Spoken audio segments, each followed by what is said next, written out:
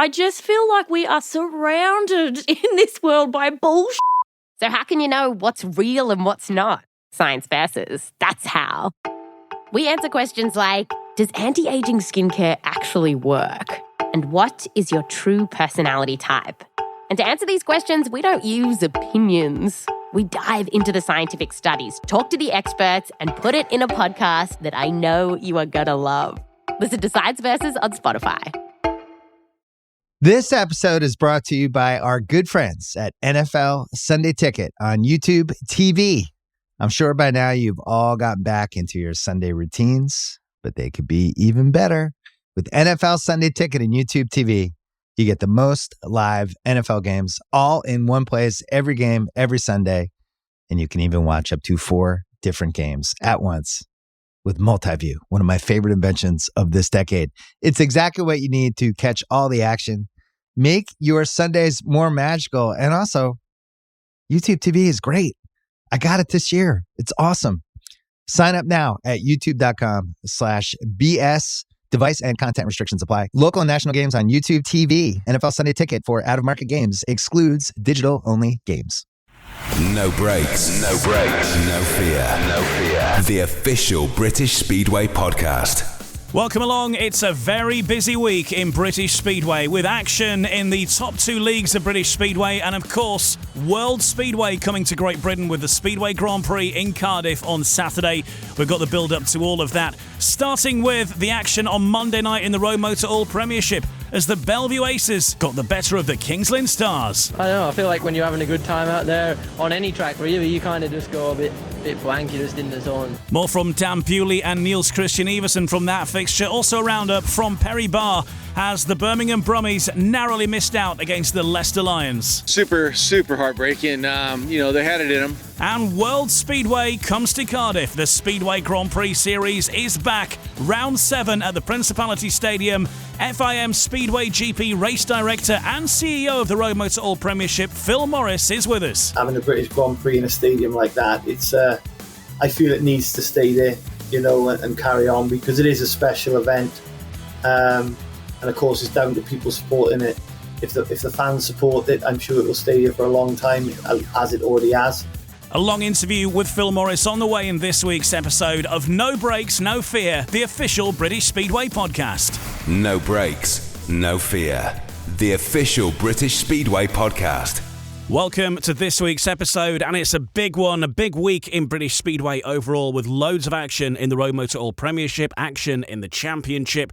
We've also got the Championship pairs, of course, on Friday, and the Speedway Grand Prix in Cardiff, round 7 of the Speedway Grand Prix at the Principality Stadium on Saturday. And very soon we'll hear from Phil Morris, who of course is very much wrapped up in all of that. But we'll start off at the National Speedway Stadium, which was the focus for the coverage on Eurosport and Discovery Plus on Monday night, as the Bellevue Aces increased the pressure on the top of the ROWE Motor Oil Premiership with a 53-37 win over Kings Lynn.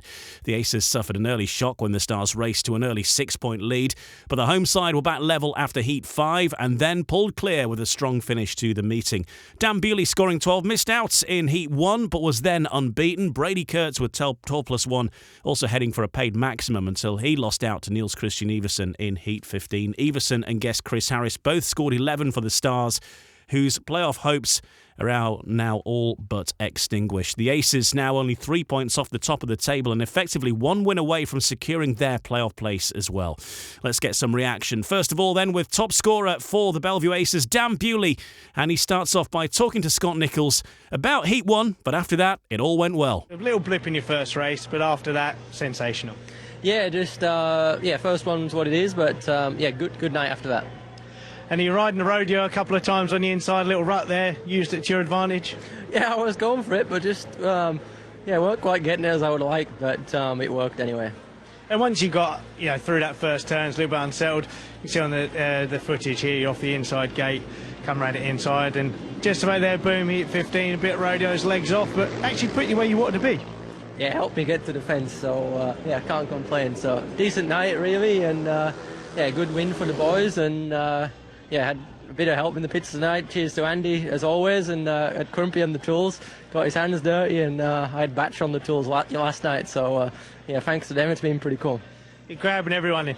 But when you got out in front, I kind of picked up you and Brady particularly kind of ride that a little bit wider going into the turn. You ride exceptionally well, but you've got so much time. What's going through your mind when you're out front? Just what am I having for dinner on the way home? What are you having?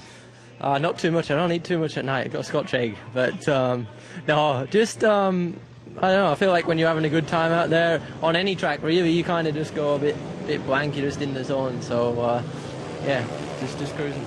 It is a autopilot. We can see here earlier in the night, you just checked out. Obviously, your teammate sneaking in behind you, but fantastic night. Yeah, it has been, and track's been fun as always. Dan Bewley speaking to Scott Nichols on Eurosport on Monday night. Well, for Kings Lynn then, they provided an early shock to the title hopefuls, Bellevue Aces. Even though they went down by 53-37, maybe the final margin wasn't truly reflective of what made for an entertaining meeting. 3 races remaining, the Stars were just 6 points down. Bellevue finishing strongly with 2 5-1s and a 4-2 to extend their advantage. 2 top scorers then, the guest on the night, Chris Harris with 11, and also top scoring was Captain Niels Christian Iversen, who's been speaking to Abby Stevens on Eurosport. Yeah, it was good. I was actually quite pleased with how things went. Obviously, my gating wasn't great consistently anyway, but no, the bike was good. I felt good on the track, and it's always fun to ride here, but you definitely need to be fast to win races. And you lowered the colours of Brady Kurtz in that Heat 15 then, making sure you got the second place. It just didn't have the strength in depth to back you up tonight, Niels. No, but we knew it was going to be difficult. We had the problems with the team for pretty much all season, so we still had a few guests tonight. But again, it's difficult when we don't have the full side. But it's how it is, and we just need to take every meeting as it comes and just do our best, really. Rob was also mentioning that actually the score doesn't reflect the efforts that were put in from the team tonight. No, but maybe not. Bellevue, they're really strong here, especially at home. They have, all the riders is always extremely fast out here, so it was always going to be difficult, but need to try our best and do whatever we can. Did you enjoy yourself out there tonight? Yeah, definitely. So it's always fun when you have the speed in the bike, so enjoy it. Niels Christian Iversen. Well, the other fixture on Monday night in the ROWE Motor Oil Premiership was at Birmingham at Perry Bar, and the Leicester Lions extended their unbeaten run in the regular ROWE Motor Oil Premiership fixtures to 7 matches after a dramatic last heat decider and a 46-44 win away at Birmingham. The Lions have made the most of their matches in hand on Oxford, and now they've opened up a 6-point gap on the Spires as they chase the playoffs. And in fact, they're now only 5 points off top spot. Ryan Douglas was the hero at Perry Bar as he held off a hard-charging Freddie Lindgren in Heat 15, with skipper Max Frick maintaining third place for that 4-2 that they needed to snatch victory. Douglas, with 12 points, won 4 of his 5 outings as the Lions also collected the aggregate point, whilst Zach Cook collected 12 from 6 outings for the Birmingham Brummies. Well, we'll hear from the 2 team managers fairly soon, and contrasting emotions, as I'm sure you'll imagine, from either side of the pits. But let's hear from that match winner then, Ryan Douglas, first of all, with Ryan Guest.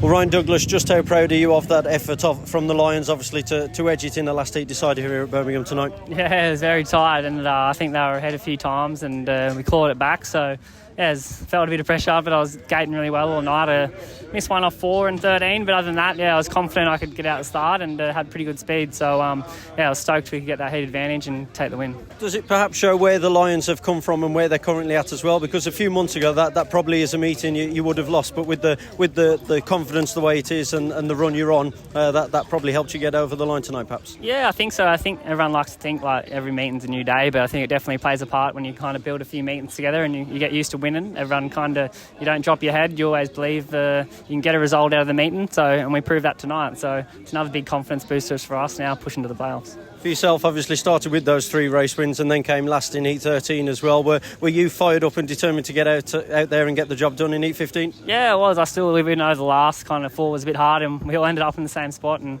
ended up at the back. But I was confident I could make a start again in Heat 15 and help the boys. So, it's a good thing for me, obviously, always getting one over Fred, world-class rider. So, it's a good confidence booster for me also. You mentioned Freddie Lindgren there as well. He really was coming after you as well. Could you hear how close he was behind you? Yeah, I could hear him a few times. I thought if I can just stop him before we get into the corner and kill his speed a bit and just move up down the straight. So, managed to hold him off, which is a nice one to do. Obviously, it is something we've kind of touched upon as well, but Ipswich and Sheffield were running away as the top two for the majority of the front end of the season. Now they're hitting a few little wobbles here and there. Leicester, the momentum rising. Do you think you're timing things just at the perfect time? Yeah, like I said earlier, it's about coming in the playoffs, coming at the right time, and I think this year we have that feel about us that we're gaining momentum towards the playoff, which is where you want it. So, obviously there's still meetings to go, but I think we're definitely building for the right time of the year. And two big ones coming up now, obviously. Thursday night away at Ipswich, perhaps a chance to put a statement victory out there. But I guess the real focus is next Monday at the Pidcock Motorcycles Arena against Oxford, because that really does give you the opportunity to put some breathing space between you and those outside the playoffs. Yeah, exactly. We had a pretty poor one last time at Ipswich, so worst case we want to keep it a lot closer than that and prove that we're not going to be an easy beat. So and then moving on to Monday, obviously Oxford, we're battling them for that last spot. So, you want to put that distance between us and look more closer up the ladder. Dougie, many congratulations to you in the lines tonight. Cheers, mate. Cheers. Disappointing evening then for the Birmingham Brummies. Very close to getting that win on the board, but their losing sequence now extended to 12 meetings without a win now. Let's hear from a couple of the riders involved in it. Tom Brennan first up, speaking to BBC Radio WM's Mike Taylor, reflecting on a disappointing night for him personally. Tom, I bet you lot can hardly believe that's another one gone by in the last heat decided. Yeah, it seems a little bit more on my shoulders today, which is a little bit kind of unfortunate, but we all have off days, right? No, the team really dug deep today, but unfortunately, once again, we seem to lose out in the heat 15, which is crucial. Yeah, and I mean everybody's pulled something at some point. I know you're hard on yourself, but if you look down the scores, everybody's brought something to the table. Yeah. I mean, there's really not much in it between you and several of these teams here. Exactly that. We're obviously so close, but unfortunately, that it seems to be the kind of baby steps right now, right? I mean, we're there, but it's still a big margin to kind of get to those guys. We all sort of fired today, but it was sort of somewhat good. I mean, for myself, it was pretty poor, and then obviously me and Michael, Leon, we all sort of did our job. And then it's just tough. We don't really know. We can't put our finger on it. Yeah. It's really hard, but. We'll come back another day. Yeah, well, indeed. The track here, it seems to the untrained person as though the track changes through meetings here. The longer it goes on, the bit quicker it is on the outside line. Yeah, I mean, it seems to go inside to outside, then it comes back to the inside again, which we have to be really careful of because the track is changing all the time. It's evolving. We have to try and stay on top of that as much as we can, and it seems to be proving a bit difficult. The weather's a bit different now, which kind of affects the bikes. We're obviously racing a lot more, so there'll be a little bit of fatigue too, and it's one of those. We have to come back strong, and we have to try and get those heat 15s, heat 13s, and everything dialed in. Yeah, people who follow you and Speedway riders know that it's a day-to-day thing, another day, another meeting. But this is a hell of a week for you, Tom, with Saturday coming up. Yeah, 100%. We've had we'll be having 14 meetings in 14 days, so it's every single day, which is tough, and that's right the way up until Cardiff. So we have to try and be on the ball, and people don't realise the amount of mental effort you have to put into this. We kind of show up. I was in Poland yesterday. I was in Germany day before. I was in England day before. So things are tough, but it's also my dream to be here, right? So it also feels good at the same time. For sure, but the people who see you here in Birmingham, for many of them, the next time they will see you will be in Cardiff, which is such an occasion, and I'm sure you've been there to see it before, but now to be part of it is an extraordinary thing. Oh, massive. I mean, obviously massive dream come true. It's one of those things that I still can't really believe is happening. It's I think, like I said last time, I think it's going to hit me in the face pretty quick, but we're ready. Tom. It's important to remember you got there because you did. Yeah, look, we obviously earned our spot there, which is amazing. It feels really good to go there and actually be a part of the numbers and sort of be able to kind of mix it up and ultimately try and sort of ruin someone else's day, right? That's kind of our objective. And yeah, I mean, I'm obviously ready for it. My family and team are ready for it, and we kind of soak it all in. Yeah, the Birmingham Brummies have a bit to cheer for at the Speedway Grand Prix at the weekend. Of course, Freddie Lindgren in the lineup, Tom Brennan as the wild card, and also Leon Flint will be one of the track reserves alongside Sam Hagan, the top two from the Under-21 Championships at Glasgow earlier in the season, are going to be there in case of any withdrawals during the course of the meeting and any tapes infringements. Of course, they will come in to take those rides. And Leon Flint's also been reflecting on that meeting at Perry Bar on Monday night with Ryan Guest. Well, Leon, once again, so close here at Perry Bar for the Brummies, just missing out in the last heat, decided once more. Yeah, obviously it's frustrating. We're all trying our hardest, and probably look at me being one of the main issues for not picking up points. But we're just struggling to get to a point where we're all, doing our job not doing our job, just picking up points on the same night. But we're just trying to stay positive, and it's a little bit of a boost for myself. Still not anywhere near as what I want to be. But a lot better than the past couple of performances. From the team's point of view, say a month ago, no one was happy because the team were way off it at that point. But over the last few weeks, things have started to turn a corner. Does it make it more frustrating that you are now getting so close and still not getting the wins? Obviously, it's frustrating, but we've got to try and take the positives. But it's obviously tough, and hopefully, I think we have one or two maybe home meetings left, and we can give the fans what they deserve. You've mentioned yourself, I know particularly here at Perry Bar, you haven't been impressed with your last few performances, but this is the third meeting on the trot where you have scored in the majority of rides, all but two I think it is off the top of my head. Do you feel like yourself you've made some steps in the right direction again the last week or so? Yeah, I don't know what it has been. I've been struggling in England for the past 2-3 weeks, and we've went back to basics, done a lot of changes, and it seems to be working. I think sometimes you need to stop getting carried away. Well, I need to stop getting carried away and just go with what I know, and that's what we have done, and it seems to be working, and hopefully keep going up from here. And Thursday night at Sheffield, they have shown a little bit of vulnerability in recent weeks at certain times as well. Is it another case of just going there, giving it the best shot and nothing to lose on Thursday? Yeah, exactly. The pressure's on them probably to beat us, so I'm sure all the boys enjoy it there. We'll just go there with lots of confidence and see what we can do. Reaction now from the two team managers in that tie, starting with the victorious Stuart Dixon for the Leicester Lions, unbeaten in 7 right now. But it was maybe a little too close for comfort for Stuart Dixon with a last gasp victory at Perry Bar. It was last gasp, you're right, you said that. We were 6 down at one point. I think they were, Birmingham I should say, were in the ascendancy, I thought. And I thought we're going to struggle to turn this round. We got a wee chat at the interval gave us that time. And at the time, I felt that Birmingham looked as if they wanted it more than us. They're trying to get that monkey off their back.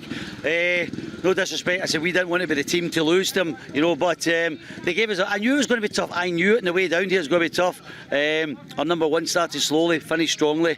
Ryan Douglas, 4 wins, really good for us. And when we popped out in heat 15, I thought, well, we're away. And then Freddie, was right on Dougie's tail for the last 2 laps.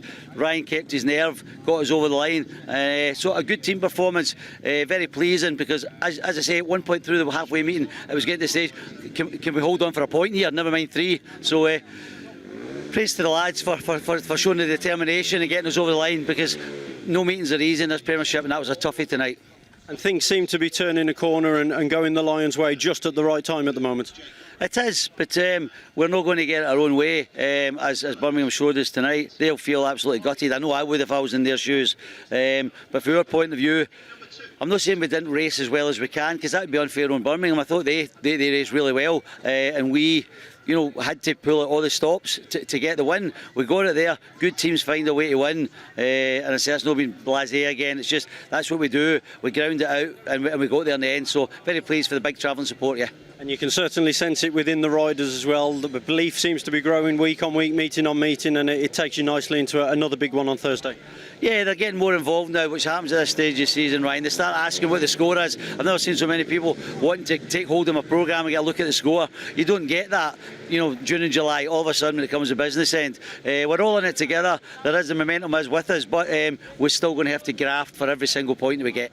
The winning streak continues for the Leicester Lions, as does the losing streak for the Birmingham Brummies. Super heartbreaking, the words of Sam Ermolenko. Let's hear his full comments right now with Ryan Guest. Yeah, super heartbreaking. They had it in them. We tried everything we could as far as, what we thought when it comes to, the toss of the coin at the beginning of the meeting, whether we won it, tried something different. We kind of thought that was going against us in the past. But we had choice in heat 15, thinking that was going to be it. But we just lost the grip of the track a little bit. And was difficult for some of the boys. It was a stunning effort from Freddie Lindgren when you consider the position he was in going into bend one as well. He gave it his all to try and force that superheat.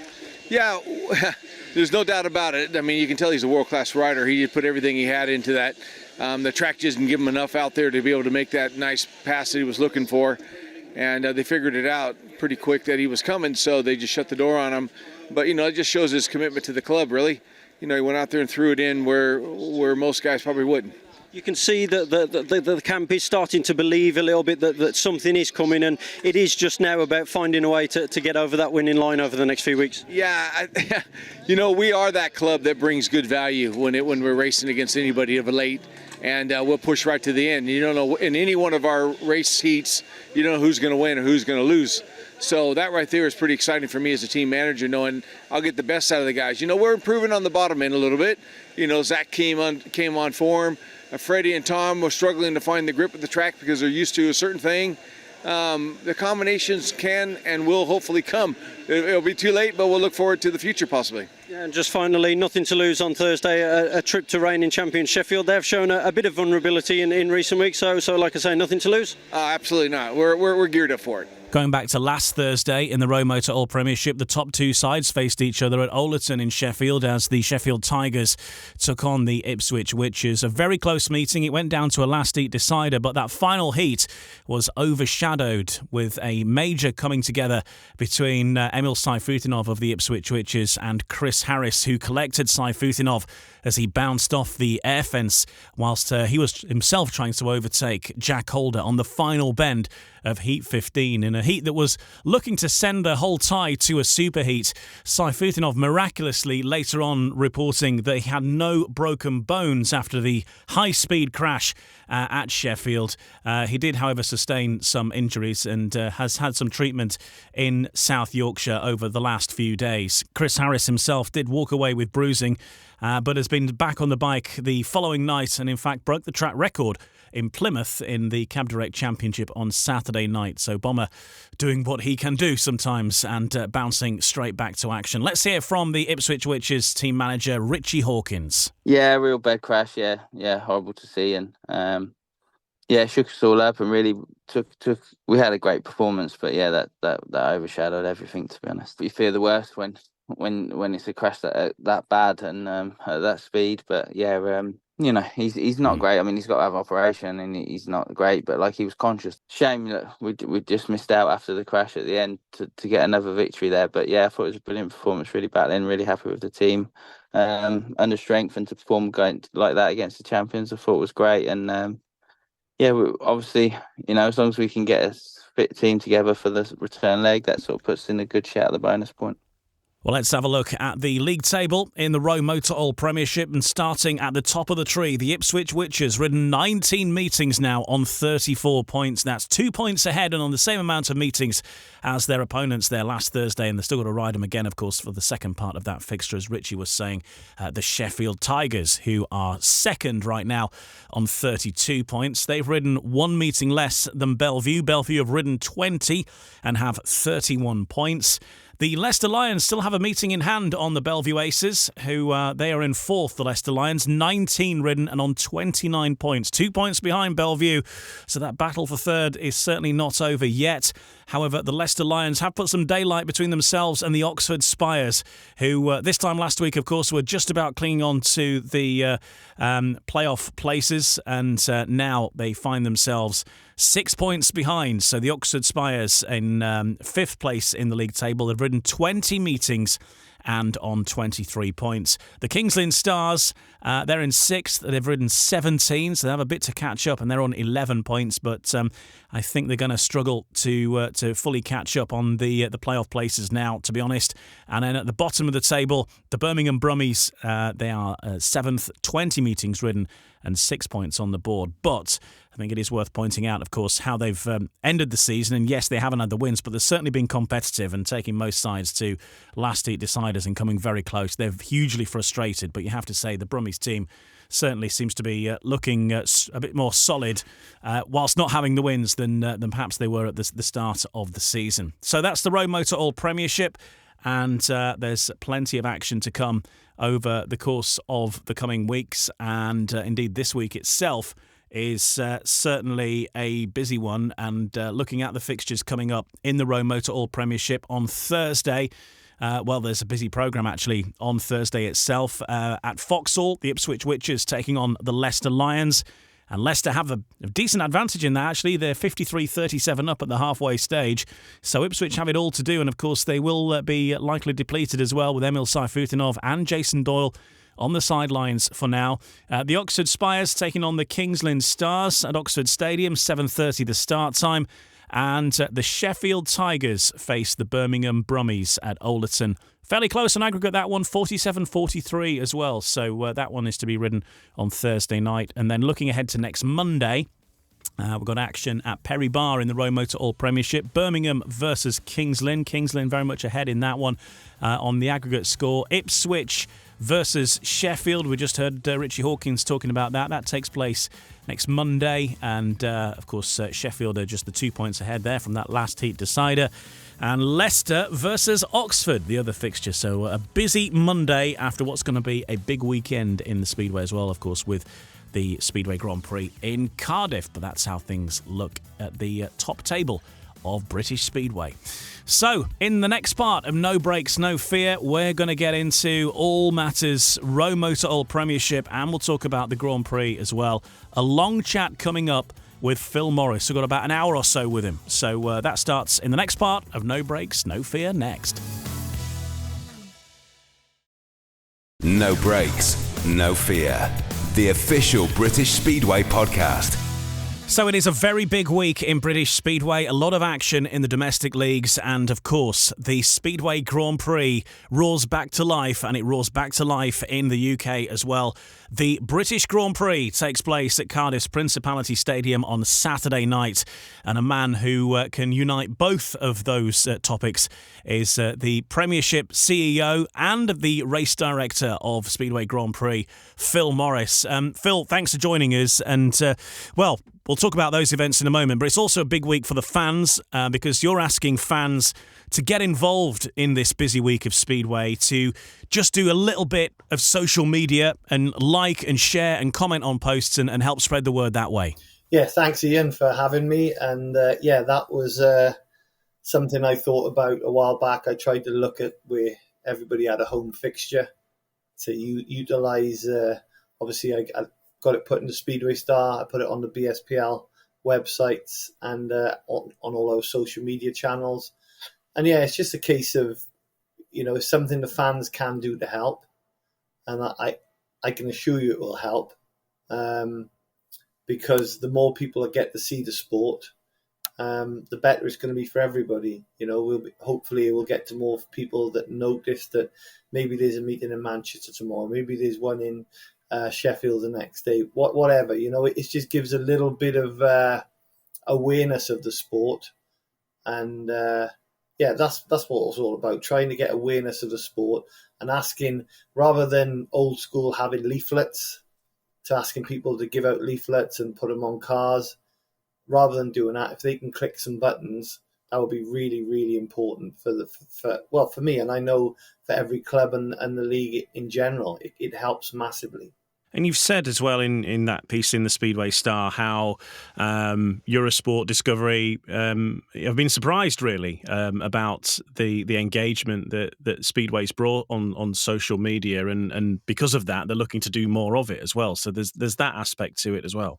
Yeah, definitely. I really was knocking on the door hard at the end of last year for Eurosport to give us more social media presence on the Eurosport platforms, purely because it gets to different eyes, and it's great. The British Speedway, what we are doing, I really believe if you look at what we're doing now to what we were doing many years ago, it's a much better look on that.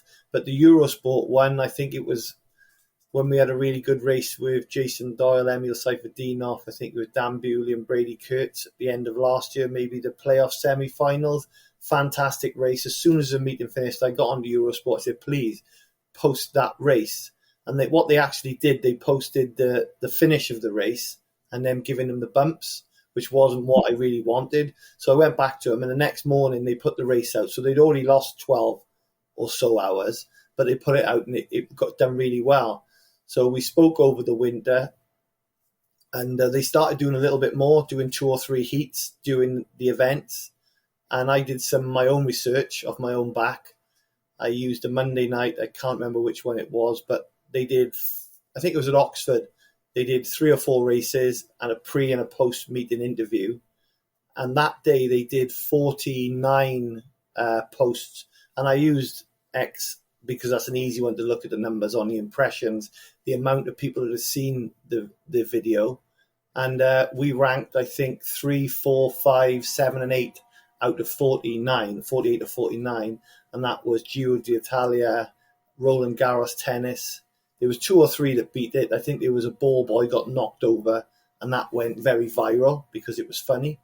But if you talk at a standard, the races that we did against a standard, Novak Djokovic winning a point, which is, we're talking big stars. We was having more people see the Speedway than that. So I sent them a little report explaining that, hey, I understand this about, the TV is about how many people watch it, but this is a separate issue. This is their social media. So I said, look, in the social media, you need people to be looking at your product, looking at Eurosport. And I said, we've proved that we can do that. So ever since that, they've really been pushing us hard. And I know for a fact, if 10 or 20 people could repost the races on Monday night, Bellevue against Kings Lynn, them numbers will go double and triple.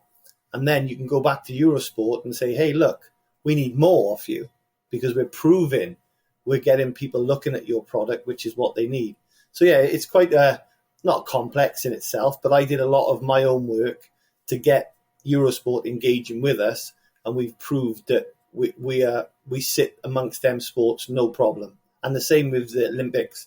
I'm looking at the numbers of impressions. So when I say impressions, that means the amount of people that have seen it.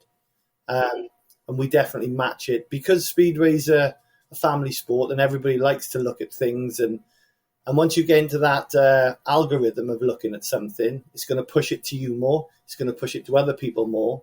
And so, yeah, it's a bit of a push that I hope the fans will understand why I've asked. I'm not begging. I'm just asking, you know, and I understand the negativity out there, you know. People think that we're asking, you know, something crazy. I'm asking for someone to press a few buttons. Make sure they follow our TikTok account, our Instagram, our Facebook, our Twitter or X. And yeah, so that's the reason on that. And you only got to look at I know it's an unfortunate thing, but there was a crash the other night with Emil. Thankfully, they both got up and they were okay. So obviously, sharing the video, if there was serious injuries, it wouldn't have been done. But, you know, that's got millions. I think it's over 2 million views on Facebook, you know, hundreds of thousands of views on TikTok. So, you know, it goes to show that sometimes something that people are interested in, it suddenly explodes. Obviously, crashing is not what we want, but in any sport, when something happens, that's what normally the ones that viral and get pushed to other people. Yeah, obviously, and we are thankful that Emil is relatively okay after that because it was a spectacular one. I was commentating obviously with Rory. Rory was making a lot of noises in that last lap, but we've actually got footage of myself and Rory commentating on it as well, which we haven't used yet. But I didn't see the fact that Bomber had hit him because myself and Rory both turned round as soon as we saw him heading for the fence, and then I didn't see the rest of the incident until actually we saw the replay that how bad it actually was. But thankfully, he's on the road to recovery, and hopefully we'll be back in action as soon as possible. But I mean, Emil himself, though, and as you mentioned there, that race with Jason Doyle, the most watched video on YouTube from Speedway Grand Prix in the history of Speedway Grand Prix is Emil's clash with Scotty Nichols. That's the most viewed thing in Speedway Grand Prix history. 16 million views that has to date. He has been, as a rider, but also for this kind of stuff, producing these box office moments that are shareable on social media. Obviously, an unfortunate one the other day, but he has been such a big part of British Speedway now for the last couple of years that he's been back here, and not just for social media, but also in getting some of these big names to come back to this country as well, I think. Yeah, definitely. And I'll be honest, I've just come back off holidays, but I was still sad enough to be watching on my phone while I was sat at the bar watching the meeting, and it shook me. And the last one that really shook me, I would say, was Freddie Lindgren at Voyens when he went in the fence there. You get a feel and you get a sickness as an ex-rider that you think, oh my gosh, this doesn't look good. And to see him sat up then and talking to the medics was sort of breathe a little bit, number one. Yeah. And then to hear the news then sort of in the evening, or that there was no broken bones, and he's got some issues with lacerations, I think, on his butt, as we should say. But he is box office, and it's a shame that happens. But he's a racer, and he will put it on that last 1% of the edge. That's his style, and I think he'll always be like that till the day he retires. That's him as a rider. But also such a nice guy, I think, with it off the track as well. That it's not necessarily rare, but I think it's particularly unusual, say, to go to a place like Sheffield, and the Sheffield fans are applauding him when he's won a race, having just beaten Jack Holder, because they've seen how he's done it. He's raced, and the Sheffield fans are hanging around for an autograph and a picture with him, and you don't always get that respect being an away rider from the home crowd, and he just and Bomber as well, the same. I think the mutual respect, I think, at the moment, and so for the two of them to be involved in that was a bit of a shocker, but he's just sort of a pleasure to deal with, and we say the sort of consummate professional and role model. I think he would be one, because he's just always the first guy to come up and say hello to you when he arrives in the pits. He says hello to absolutely everybody that's there. Nothing's ever too much trouble. He does interviews and no complaints all the time. Just a bit of a dream, really. Yeah, I think on the other hand, I've seen it many times as well when he's been at an event and I'm packing everything down and he stood there still signing away autographs until everyone's got what they need. He's very good for Ipswich. He's very good for the league itself, and I just wish him all the best. Hope he heals up very soon and he's back on track in Britain and in Poland. Let's talk about the British Speedway in general and the ROWE Motor Oil Premiership. I think we had a chat about this time last year, going up to the Grand Prix when you've been doing the job for a few months last year, of course. You've had a full crack at it this year from the early part. I mean, you must be pretty pleased with how things are now changing, visibly changing as well. Obviously, a lot more sponsors involved. In the top league as well. One or two changes to how the meetings are running. People will be able to visibly see these changes now and how things are progressing. Yes and no, I'll be honest. Obviously, the main thing for me is we need more people watching the sport. We need more people tuning in. We need more people turning up. So that's the part of the goal that doesn't happen overnight. But yeah, with getting commercial partners in, I don't think the sport's had any commercial partners for 20 years plus. As you can see, we've got 6 or so helping us out this year, which we're very thankful for. Getting on board and lifting the profile, and also showing that we're a marketable sport and we can attract. And I don't want to say watch this space for next year, but I think next year we'll jump up another level again on that. The look, the feel. I would expect nothing more than next year to, like you see, we've tried to improve the look at the pits. We've tried to, at every Premiership track, to make them look a little bit more uniform and look a bit better. We're trying to lift the product for the fans. Obviously, we have got the riders here, which is great. We've got some senior riders. You've got Magic Janowski's just won the 3-round Polish Championship last night. So that shows that, you've got the best of the best there. But yeah, we're pushing to get more. Watch this space, because I know there's a lot of doubters out there that think nothing's being done. There's more than you would believe happening in the background. And I hope that people come on the journey with us. I hope there's commercial partners out there that want to come on this journey, because the ones we've got I'm very thankful for, but obviously we're open armed for anyone to get on board. And just to quickly give you some numbers, which may astonish you. I did some numbers for the Premiership teams, and I use Bellevue as an example. With the pre and post meeting interviews. So each team should be doing 2 pre-meeting interviews, which are around a minute and a half long, and 2 post-meeting, 2 after, the one from each team. So if it's Bellevue against Kings Lynn, you expect the Bellevue rider and the Kings Lynn rider before, and vice versa after. They probably get over the social media around about 12,000 views per video. So if you look at that, it's around about 50,000 views per event. If you times that then by the season, which is sort of 14 home meetings, then you've got up to 700,000 posts, people seeing it.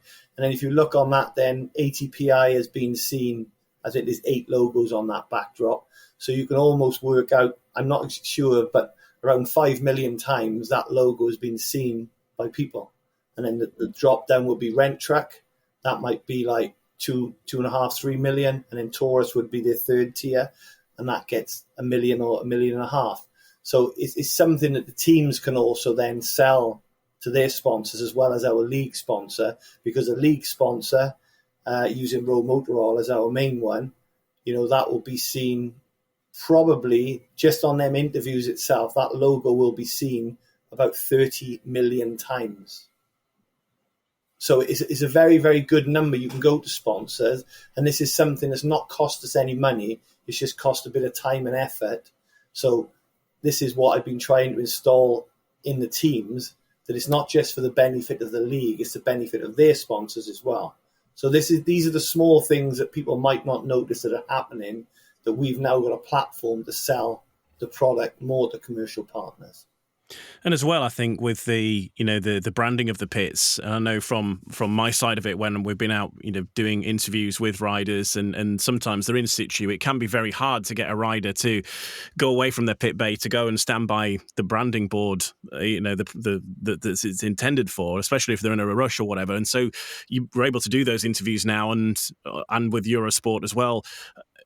And you've got the branding in the background all the time. So, like you say, those sponsors are getting that exposure all the time, and not just on the arranged interviews, if you know what I mean. Yeah, of course. There are times when someone might have 2 on the trot and they want to do a quick chat to him, and you've got a bit of a better sort of let's say back feel to everything, that is not I'll be honest, and I kicked some butt last year that I seen some interviews and there'll be a tea in the background and a guy making tea. I seen a guy smoking a cigarette in the background. And for me, and I actually notice it now when I see interviews without that you haven't got that professional look. So that's just a small part of it, but it's something that I've done some research so I can give to the teams that some real numbers. So if they put the effort in, their sponsors will benefit. Looking at next year, you mentioned next year, 2025, we've already heard some noises from Birmingham that they are hopeful of coming back to the tapes. We haven't heard any doom and gloom stories from any clubs this year. So hopefully, worst case scenario, we should be back with a similar looking Premiership, and teams now keen to start looking towards 2025. Yeah, of course. We want to keep the status quo we've got, and we also want to try and look at bringing new clubs in, new venues in. That's the main goal at the end of the day now. Start, rather than just trying to consolidate, start building something in the background that can bring new venues and new tracks, or old venues and old tracks back. I think Oxford and Workington have been very, very recent sort of success stories, and it's good that we've got that as a blueprint that we can say, hey, look, it can be done and it is possible, and we can be a good sport. We can be a sport that can go forward, and that's what we've got to try and do, is keep that ball rolling. Obviously, it was disappointing when we lose a few tracks last year. That's not, I'm not going to sugarcoat that. It was a very big disappointment, but we've got to try and work hard to get what we can back, and hopefully get some new ones back as well. Is there any further movement with Coventry? Because obviously that was a big, massive moment earlier in the year. You're involved in that hearing, of course, that has saved the venue, because I'm no doubt it would have been bulldozed by now. Obviously, it needs a lot of work, but there was certainly hope now that there could be ultimately a way forward there. Yeah, I think there's work still going on in the background, and of course, to get that positive verdict I think it knocked the other party down, and they didn't appeal against it. And then to get it, in the House of Commons with the Prime Minister talking about it, that was a big boost for the sport, I think. So, yeah, hopefully something will happen there. I'm not privy to give out or know as much as I need to. I know there's work going on in the background, and hopefully we wish them all their luck, and any assistance they need, we'd be happy to help them with. Yeah, it will be a fantastic venue to get back in Speedway if we can do anything similar to, as you say, has been done with Oxford, for example, which has been fantastic. And they've obviously taken a big gamble themselves this year, running in 3 leagues, and I think they've pulled it off really in many respects. Obviously not running away with all 3 leagues themselves, but they've had their moments, and they've proved that they can, as a venue, do more Speedway in this day and age rather than less, which is a breath of fresh air too. Yeah, 100%. I've always said it, and I've said it publicly and privately. I think they're doing a very good job there. Jamie and Kevin, exceptional. Even the last TV event there, I had 20 guests there from potential new sponsors and current sponsors, and they open arms. They invited me in and sort of allowed me to do what I had to do with them. And they could see around. They got to see everywhere, and they were all very impressed by the event. And I publicly thanked them. And it's nice that they are involved, because they are very forward thinking. And I want to thank them publicly as well. And I think too, one of those sponsors, Omologato, who have been obviously sponsoring the watches as well for the rider of the night for the Eurosport meetings. And I know that the man there who's in charge of Omologato has been on social media himself as well, saying, what a great sport Speedway has been for them to be involved in. And they're a company that are involved in, all sorts of different sports around the world, to how they've felt welcomed and the reaction they've had and the engagement they've had from it as well. So it is working for the sponsors from their side. They're getting something out of it too. Yeah, of course. Going back to that, I think Max Frick was one of the riders that, when he had the watch, he came up to me and said, "Thanks for that." It's just it's nice to get something which they've never had before. And so, there might not be any monetary value for the riders, but it's nice to have something, whether they keep it, whether they give it to a sponsor, whether they give it to their child, whatever, they can use it themselves. We don't dictate that, but it's just nice to give them something. And he made a point of saying, sort of, thank you for that, because it's nice to get something. But all the companies that are involved, I hope they feel they're getting good value. And like you say, Shami, the owner of Omologato, has been quite vocal. And I think the Speedway fan base helped him make a decision, because he asked people what he thought about Speedway. And I think he had more comments on that than he's ever had in 4 or 5 years of posting on social media. So it proved that there was, of course, there's 5-10% of negativity, which you always get in every sport, even Premiership football. You're going to get people that don't agree with things. You have to accept that. It's disappointing, of course, but I think a lot of people like to write things because it's negative, and they believe people are negative people. I'm a positive person. I always look at half full.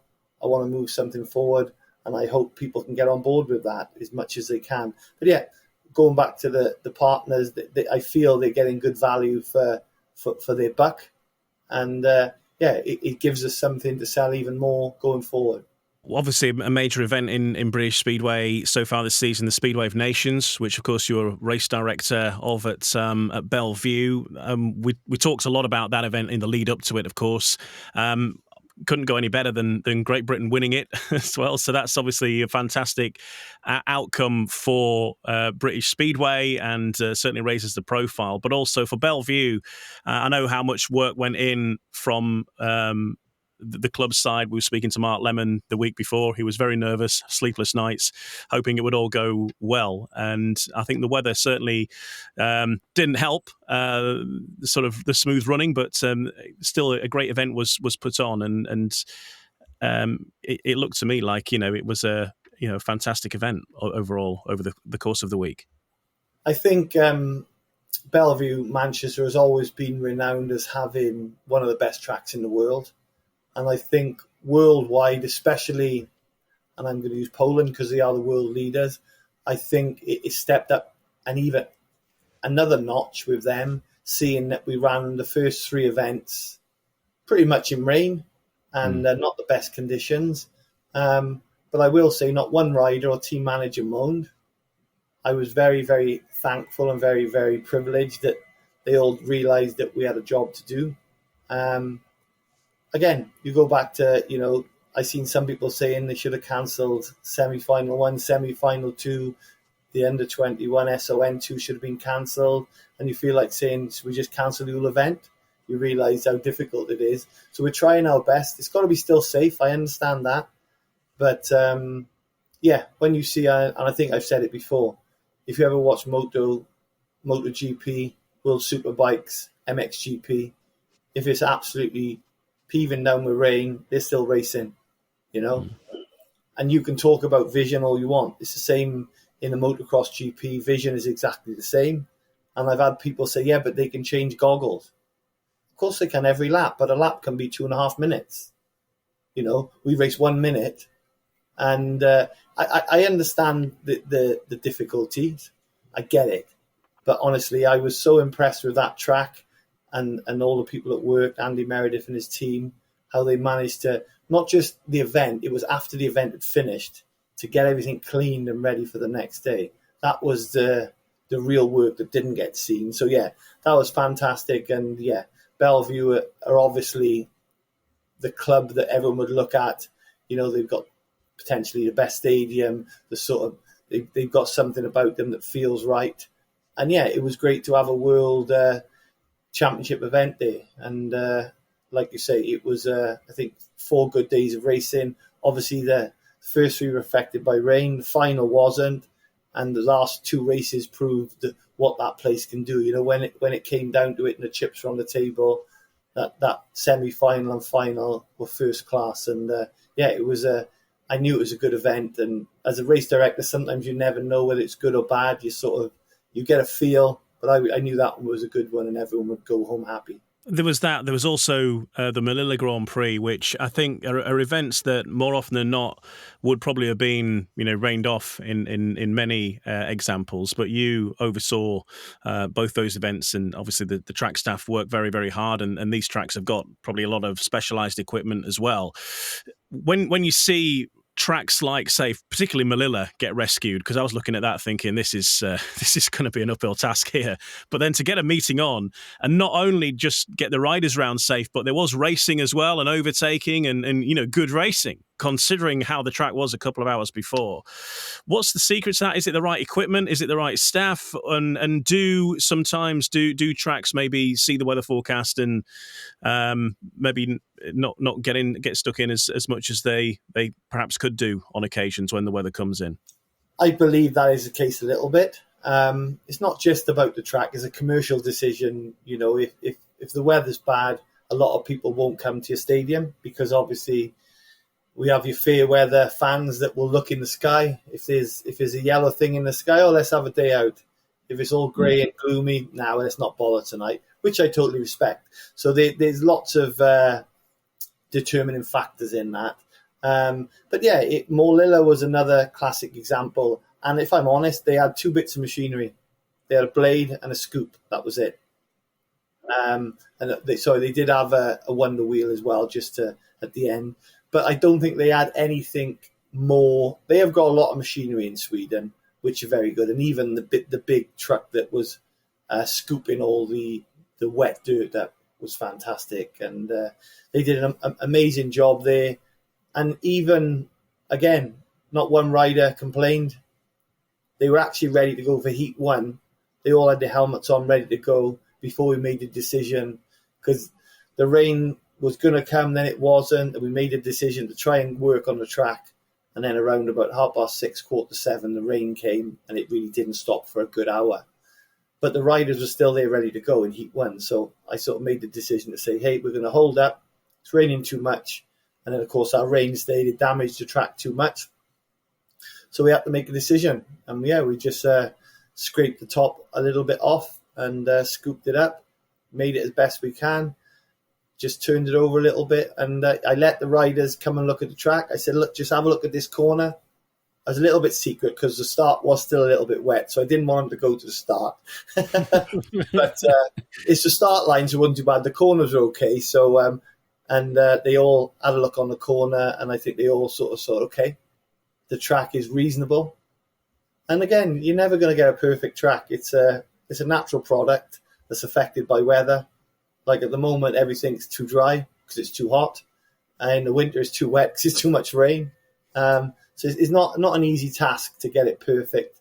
And you've got to try and get it the same every week. So one week you might not have to put an inch of water in. The next week you might have to put 100 trucks of water because it's been 30 degrees all day with no cloud cover. So yeah, it's a difficult job, but yeah, they do a very good job. And again, going back to Prague as well, when we had covers on, that really did the job there, and that was impressive. It's the first time we've ever used covers because they're owned by Warner Brothers Discovery Sports. So they were utilised, and yeah, we took them off, and literally we didn't have to touch the track. We just went for heat one. So yeah, there's lots of things we can do to try and get the events on, and a little bit of determination and work rate. And you've got to have riders that are willing as well then, because if they are very negative about it, maybe we wouldn't get to where we needed to. But I'm very honoured, like the Speedway Nations and the Grand Prix this year, the riders have seemed to just understood that when I know it's ready, I'll tell them it's ready. They can have a quick look, and then we go. Yeah, that trust in you as well. You know that you're working with them regularly, but they know that they've worked with you long enough now, I guess, to know that you're not going to send them out on a overly dangerous track. Yeah, they're going to be difficult tracks, no doubt about it. But dangerous and difficult is where you've got to find that balance. And I feel if it was dangerous, I would obviously then say it's not ready, and then that would be the end of it. But yeah, that's how we get there. When we spoke to Mark Lemon, he said that with the Speedway of Nations, that they were looking to do a good job because they were hoping that eventually they might be in line to get a Grand Prix at some point on the calendar. Is that there still something that's potentially out there? So Mark Lemon to tell you, isn't it? The last Warner Brothers Discovery. It's not for me to say that. But yeah, I guess if something was going to happen in Britain outside Cardiff, I think everyone knows that's where it would be. So yeah, let's see what happens in the future maybe.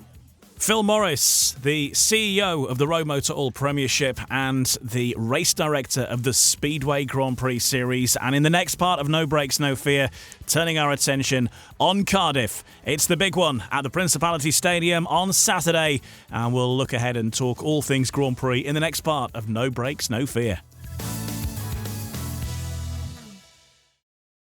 No Brakes, No Fear. The official British Speedway podcast.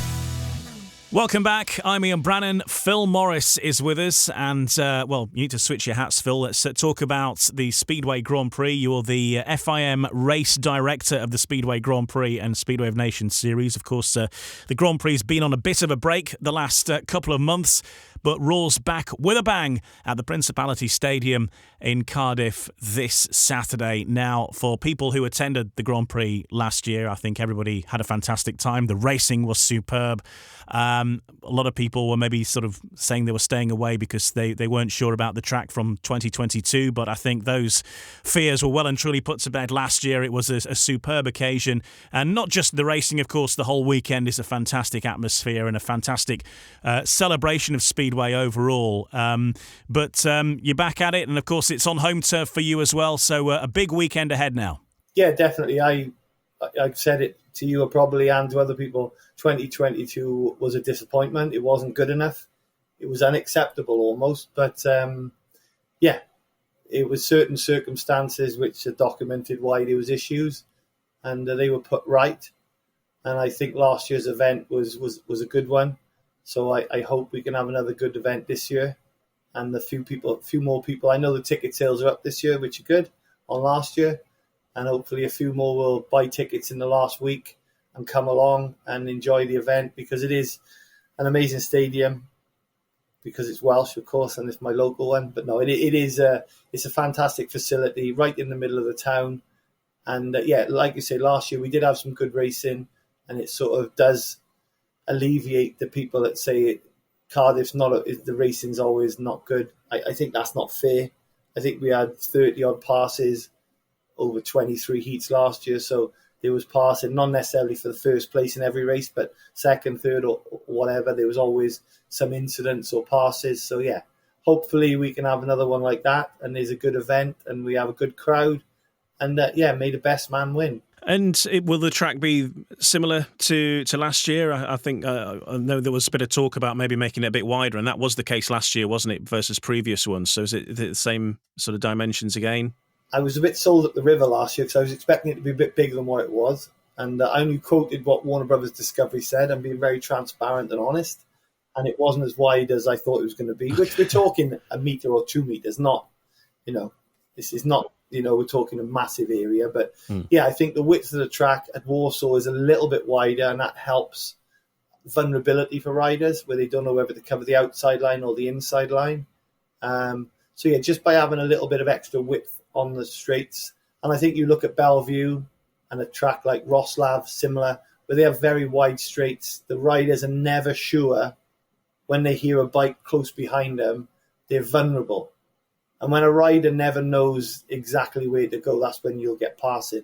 Because, if you go in to cover the outside line and, a lot of the guys these days will clip the fence when they turn, you'll see their back wheel hit and they'll sort of take off. If they do that, it leaves a bit more of a gap for someone to dive on the inside, and vice versa. If they come down and their front wheel is almost on the white line, it leaves a bit more space on the outside for someone to keep a run up. So it's trying to get that fine line of a good racetrack, but also a racetrack which gives options for riders, which again, there's no magic wand to that, and people think there are, but there's no magic wand in any sport.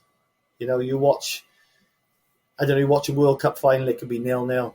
The semi-final could be 4-3. On its day, you never know. That's the same pitch with the similar players, and they go from having a 4-3 game to a 0-0. It totally happens in Speedway where you have a meet in 1 week, which is fantastic. You get, 20, 30 passes, and next week you'll have 5 or 6 passes. Like, how has that happened? It's just sometimes it does.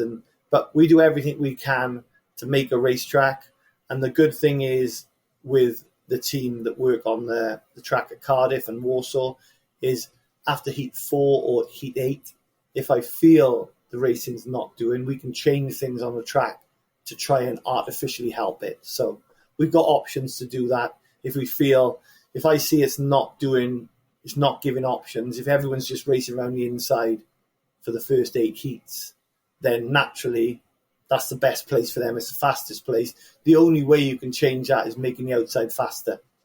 So you have to then rip the outside up so the riders go there, but they're not sure then. So there's that thought process of, do I go there or don't I go there? So yeah, it's a very, I was going to say it's not rocket science, but it almost is actually. So it's a tough job, but we try our best. For me, I want to put on a good show for the fans. I want to give the riders opportunity to be able to race and pass fairly. And that's the main thing. If they can race, if they can pass, and the fans can be happy, and I can go to bed happy that night after it. So hopefully we do on Saturday night. It's always a fantastic, weekend of Speedway because, people come from all over, don't they? And the location of the stadium in the city centre just makes for a great experience. And there's the fan zone as well. So for people who haven't been before, it's an opportunity to not just enjoy Speedway, the very best Speedway with the world's best riders, but it's just a bit of a Speedway festival in all. You see riders from all clubs coming down just for a bit of a day off to sort of mingle with the fans as well. Probably one of the rare occasions that many riders, many Speedway people who are usually involved in meetings and busy on a Premiership night can go and just relax a little bit and enjoy the racing for themselves. So there's that side to it as well. Yeah, of course. It's a social element for the fans, for the mechanics, for the riders, for the team managers, everybody. You see pretty much all of British Speedway will turn out for Cardiff. Maybe I suggest some of them should ease up on the alcohol intake, but that's another question. They have 364 days of the year to be in Cardiff getting intoxicated, but they pick that weekend. But that's another story. But it's a good weekend. It's a very cosmopolitan feel. It's a carnival kind of atmosphere. I don't get to see it so much now. I used to. when I was racing and when I finished. And I don't get to see the fan zone, but I appreciate that's very good. And a lot of people go there that might not even be Speedway fans and think, what's this? And, they get to see what's going on. And it's good. It's good for the city of Cardiff. I'm proud for it to be there. There's a lot of restaurants, there's a lot of bars, there's a lot of late night bars, which I know a lot of the riders and people take use of. And it's a great weekend. I appreciate that the accommodation is expensive. Yes, I'm not going to hide behind that. But if you look at, I'm sure, as you said, Billy Joel, I didn't check, but I know when Beyonce was in Cardiff, it was like £400-500 was the cheapest. And when you had the Champions League final there, I think the cheapest hotel room in the month leading up to it was £700-800. So it is always dependent on supply and demand. If people need hotel rooms and there's more people wanting hotel rooms than hotel rooms, then the price is going to go up. And I think there's around about 10,000 hotel rooms in Cardiff. But there's always, I know there's savvy people that might book as what we call the valleys of Wales, maybe a 10-15 minute train journey up to sort of where I live and places like that. And you can just jump on a train, go there, get your hotel there, and it's not as bad. I know there's always options, and I do appreciate that the fans are unhappy with the price, but it's not something anybody can do. It's a supply and demand issue, which would be the same at any sporting event. I'm sure anywhere you would go, if you want a hotel near Chelsea, I shouldn't pick Chelsea, it's probably an expensive area anyway. I don't know, anywhere you go, in Liverpool, if you want a night there, if there's no football on, it can be X. I'm sure if there's football on, it's X times 2 or times 3. That's just a natural phenomenon. So unfortunately, it is what it is. But on the other hand, I think that we have to look that people are buying out them hotel rooms. So I guess people need to maybe try Newport, try Bristol, go to Swansea, go up the valleys a little bit to use that option maybe. But I'm not the hotelier, sorry. Yeah, well, I've stayed in Bridgend over the years in the past, and got the last train to Swansea back, which is entertainment value in itself. I can tell you, when somebody finds it was when there was the older trains, but they might found a way where the light switch was, and the whole train, they were like going this sort of Swansea accent shouting "disco train," and they're like turning the lights on and off all the way back. Spices your evening up, but that's Welsh life. As a voiceover artist, I was very disappointed with your Swansea accent then, but that's another point here. I don't want to offend anybody too much, but there's a fine line. Yeah. On the subject of the Grand Prix weekend, obviously a bit different. Friday, if you've got a ticket, you can get into the buy a program, I think, isn't it? And you can get into the practice and the sprint race on the Friday afternoon. I'm not 100% sure. I know you have to have a ticket, but maybe a program per few people or something. I did see something, but that's another thing we're trying, and it's as much to try and give something to that event the day before, so there is something, and I tell you, the feel in Warsaw was something like I've never felt before at a qualifying practice session. It was total different. The feel, the emotion, the drama. There was some heated it happened. There was a few things that happened, and it definitely is a different vibe. The riders are desperate to go as fast as they can. That's their first priority. And then, of course, it's one rider from each of the groups. And then they have to switch on to their race mode for one heat, which is, I'm sure, being an ex-rider myself, is not going to be the easiest thing, because you go through a ritual that you're used to. And when it's just qualifying practice, yes, there's something on it, because if you're fast, you might get a better pick of your positions, of your number that gets better gates. But also then it's like, if you don't, it doesn't matter. You're still going to have a gate 1, 2, 3, 4. You might have one, whether it's extra gate 4, gate 3, whatever. So it doesn't massively different. But suddenly when there's points on the board, 4, 3, 2, 1, it was, very interesting. So hopefully we'll have the same in Cardiff. It will be interesting, and it will be. It's easy to think that the top guns, but at most of the qualifying practice this year, it's been very varied. It has changed quite a lot this year, which is good because it hasn't been the same people like maybe in the past. So yeah, we'll see, and someone will be happy on Friday night with 4 points in the bank, which could make the difference between making the top 6 or not, or even making a podium. So it's an important few points for 4 people. And if I'm right in saying, I think in the one in Warsaw, obviously a very reasonably similar track, of course, similar situation. And the Brits did well. They all qualified for the final, I think, in the end, didn't they? With Robert Lambert getting in the end.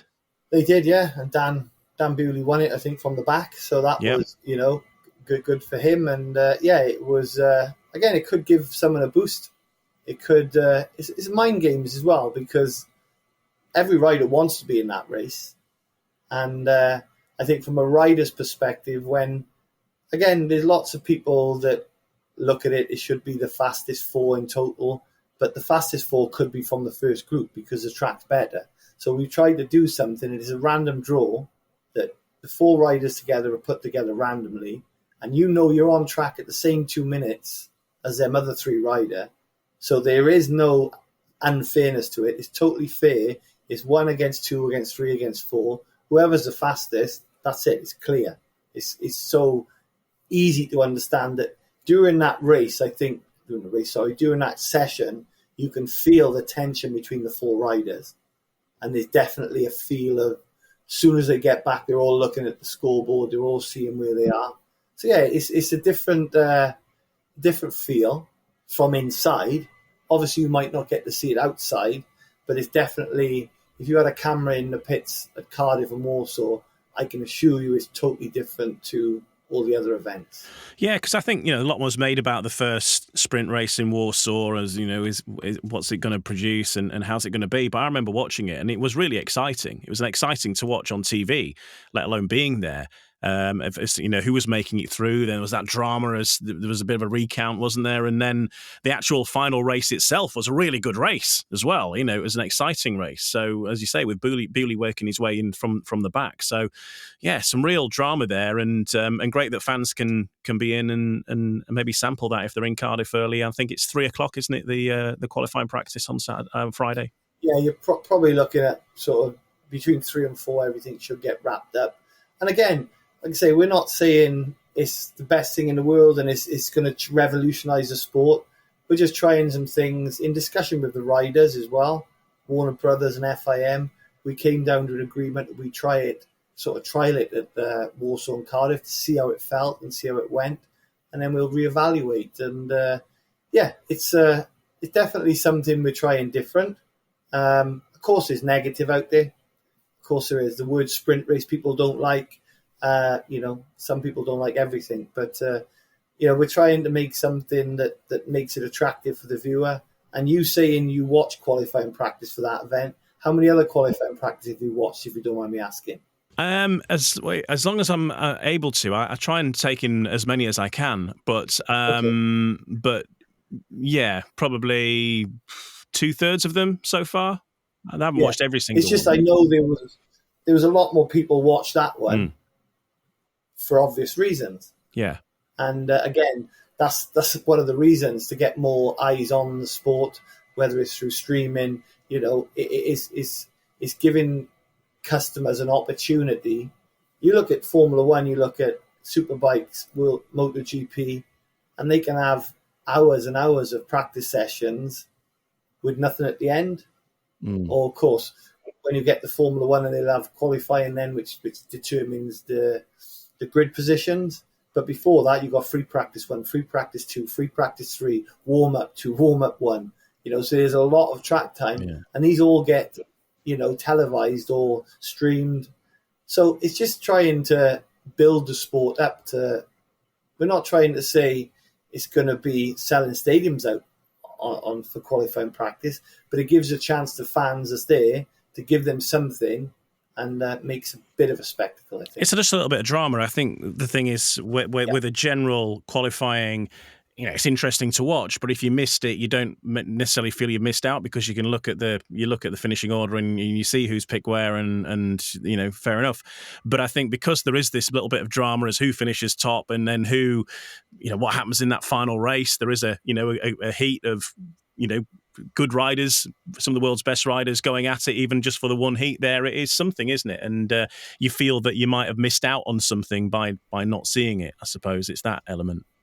I don't think it's easy, because I speak to obviously Calvin and Tatum and Chris Louis about it, and I know when I can see a qualifying that they just hit hard for the first one and it progressively gets slower and slower and slower. It's very difficult for them as commentators to make something of that. But on vice versa, then when it gets faster as the track changes, or it gets faster then slower then faster, that's the best option. When the first group goes out, it might be slower, then it goes faster, and then the second group is switched upside down. And that's another thing which people might not know. So the people in the first group go out on a fresh track after it's been graded, and then the second time round, they'll be on the last part of the group of 4, so they'll have a track which might have a bit of a dirt line. So it gives a different feel. So riders don't necessarily have the same track every time. So we try to do it so they have different varying sort of conditions of track. So fresh after a grade, or at the end before it's about to be graded, we like to give them both. Yeah, no, it's. I'm sure it'll be. I think it'll be pretty well attended, to be honest, on Friday, and those that can't attend can obviously watch it on Discovery Plus as well on Friday afternoon. But then the main event on Saturday, of course, and it's obviously a bit of a break for the Grand Prix, and this is the big comeback, and 6 rounds in, 6 winners so far. Bartosz Szmartlik has been on the podium 5 out of the 6. He just managed to top the podium the once in Melilla, but he's still got a massive lead at the top of the championship because he's just there or thereabouts. Yeah, I think everyone will admit he's a top gun in the world at the moment, and that's why he is where he is. But I think the Polish Championship, over 3 rounds, including the last round being on his home track, does show he is beat. Maybe some riders will think, okay, there's a chink in his armour, we can beat him. I've seen a couple of zeros against his score the other day in the Polish League. So that's, but he can turn the switch as well. Bartosz can do it when he needs to do it. And he always seems to find a way of making them semi-finals. Even if he crashes or he breaks the tape, whatever he does, or he breaks down, he'll still end up in that semi-final. He's very good at sort of doing that. And, I guess other riders need to take a leaf out of his book and get there before he can. And but he's at the top of the tree and has been for many years because he's potentially the best rider in the world. But I genuinely feel that pretty much every other rider in that meeting will go to bed the night before feeling they can win it. And that's not just saying that. On their day, you only got to look at, like I said, Janowski winning the Polish championship. He just won, 6 races out of 6 on Bartosz's home track, and he's not even in the Grand Prix. He will be now, but I mean, he's a second reserve.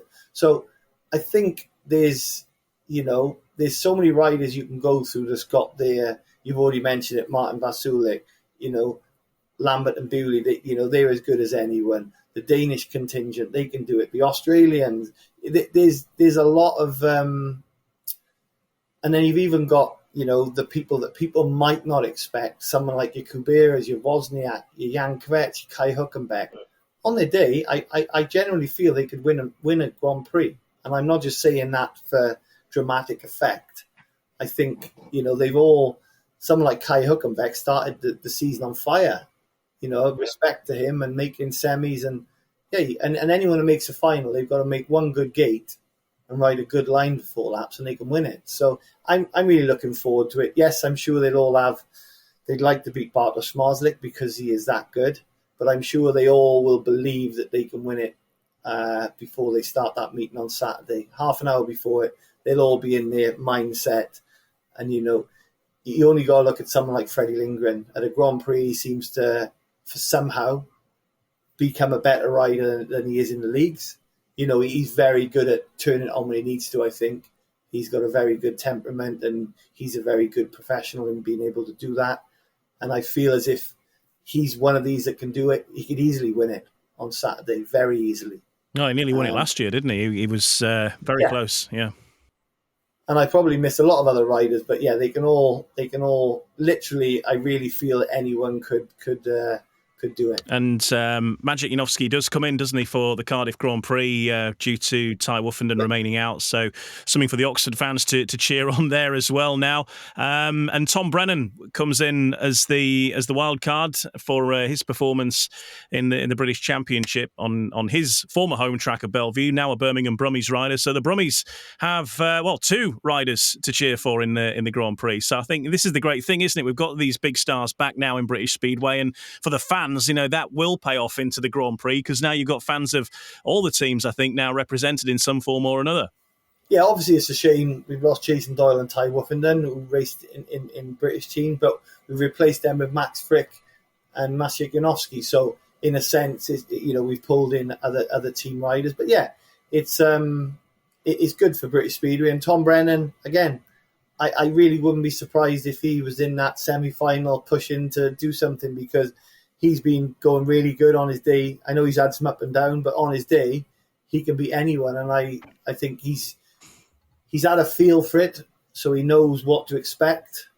So he's been there, and understood what it's all about. So I think that will help him and give him, being in a round of what's happening.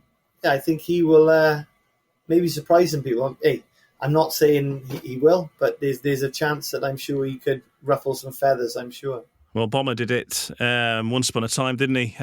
Coming in as a wild card there, as people will famously remember, and there's no reason why Tom Brennan can't do it as well. Will there be you've had these test events with a few laps earlier in the week? Is that happening pre the big day as well? Because I know last year we talked about some of the youngsters getting a ride on the track, and then in the end it was first person I saw on there was Simon Lambert, who was probably stretching the limits of youngster, but he certainly enjoyed his day.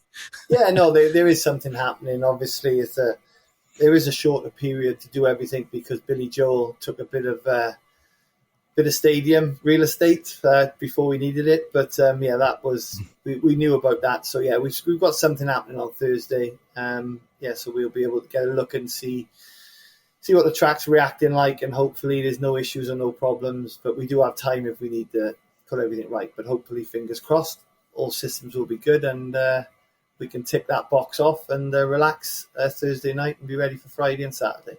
Fantastic stuff. Well, obviously plenty of tickets left, but I'm looking on Ticketmaster, and it does look like it's pretty busy in the stadium already. So it sounds like it's going to be a good atmosphere, and hopefully a good event on Saturday. Yeah, we hope so. It's a pinnacle of British having a British Grand Prix in a stadium like that. It's I feel it needs to stay there, and carry on, because it is a special event.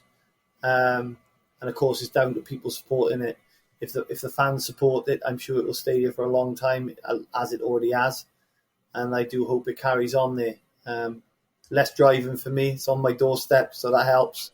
But no, it's a beautiful stadium. If anyone's not been there, I encourage them to give it a go. And people that maybe have been before and have given it a miss, yeah, give us another go. Give us a chance, and hopefully, I think the stadium won't change. We know that's the tip top, but hopefully the racing can be really good and give you a good entertaining day. And if your rider wins, hopefully you'll have a better evening as well then.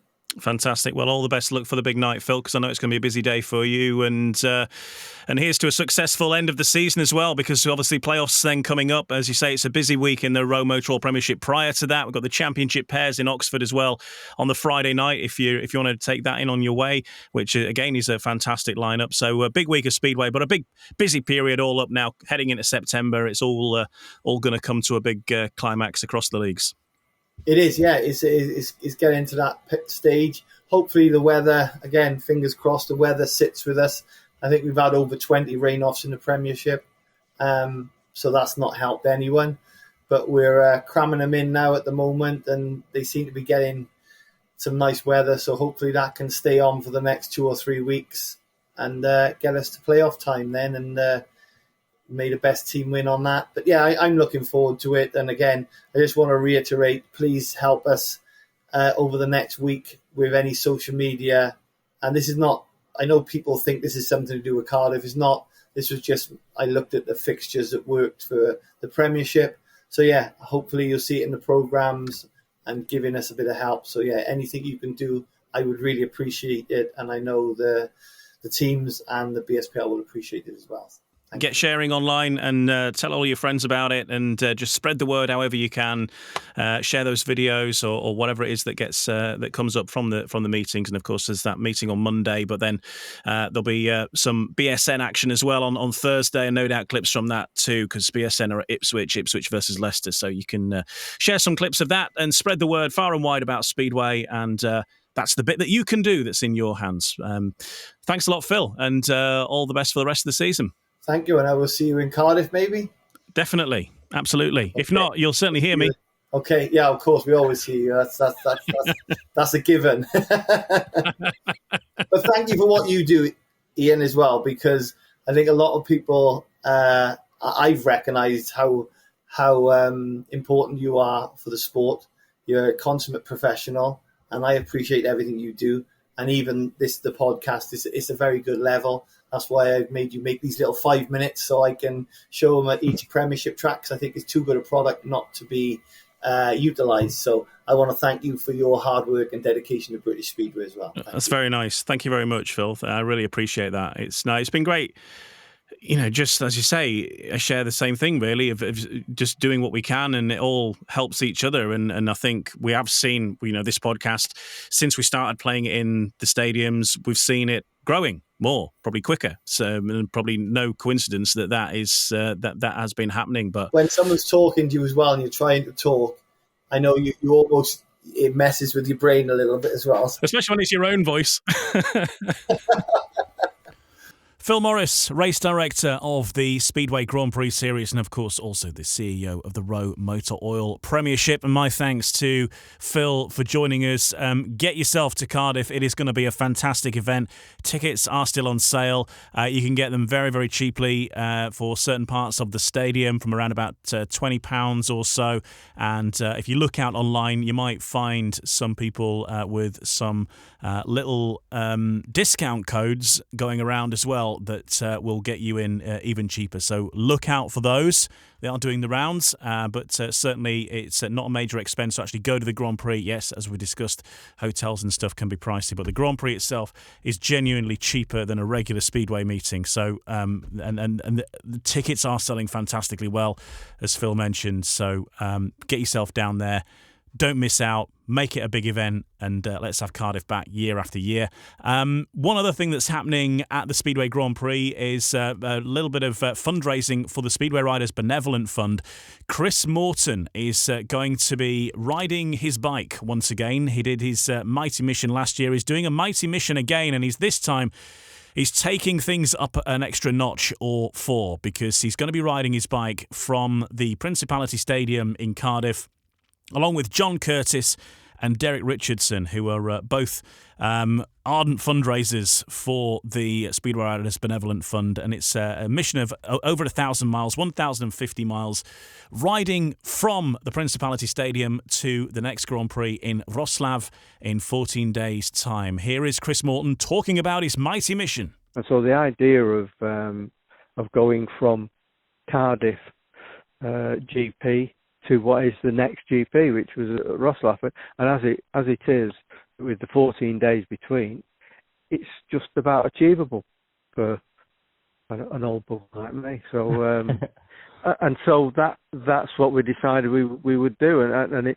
I've certainly no illusion that it's going to be easy. It's going to be incredibly difficult, but as I do say, it's not about us. It's about what can be. The funds that can be raised and the awareness that's made of the Ben Fund and for what it does. And so, the idea of the ride is to make people aware of it. Gives us a bit of a challenge, which I always enjoy a challenge. So that's it. So myself, John Curtis, and Derek Richardson will be setting off on the first thing on the Sunday morning after the Grand Prix at Cardiff. So, well done to Chris Morton taking this on, and good luck to all three guys as well. Chris Morton, John Curtis and Derek Richardson. 3 men, 1,050 miles, 14 days, cycling across Europe in aid of the Speedway Riders Benevolent Fund. You can search Ben Fund Mission on GoFundMe, or you can go to srbf.co.uk for more information as well, and no doubt we'll hear from them along the way, and certainly when they get to the end in Poland also.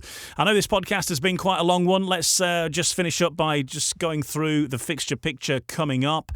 Glasgow versus Edinburgh on Wednesday at Ashfield. That is a restaging of a rain-off. There had a few rain-offs in these fixtures in Scotland between the two sides.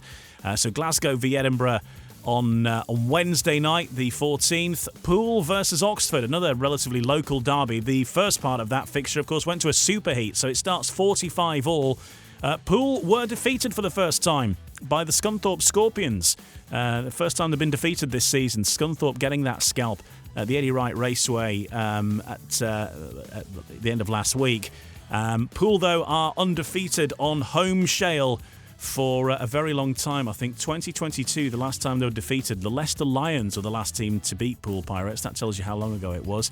Thursday, full programme of action in the ROWE Motor Oil Premiership. Ipswich versus Leicester, Oxford versus Kings Lynn, and Sheffield versus Birmingham, with the clash between Ipswich and Leicester live on BSN.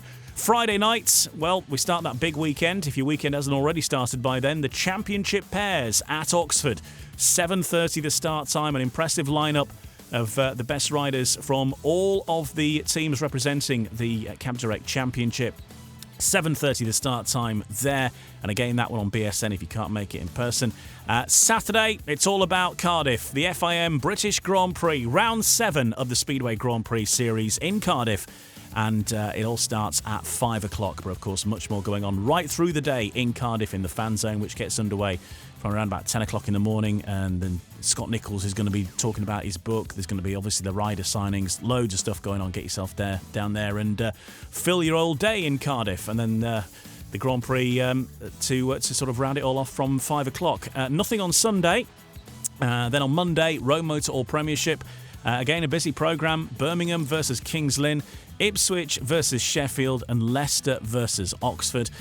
And that rounds things up over the next week. We'll be back, looking back at everything that was happening in Cardiff in next week's episode. We'll have a full debrief and see where the story is at, and look ahead to yet another busy week in British Speedway next week as well. Thanks for joining us. Have a fantastic time if you're heading to Cardiff. Safe journey, and indeed Oxford, or wherever Speedway takes you this weekend, or if you're watching it on the TV. Hope you enjoy the entertainment as well. And we'll be back to review it all on next week's episode of No Brakes, No Fear.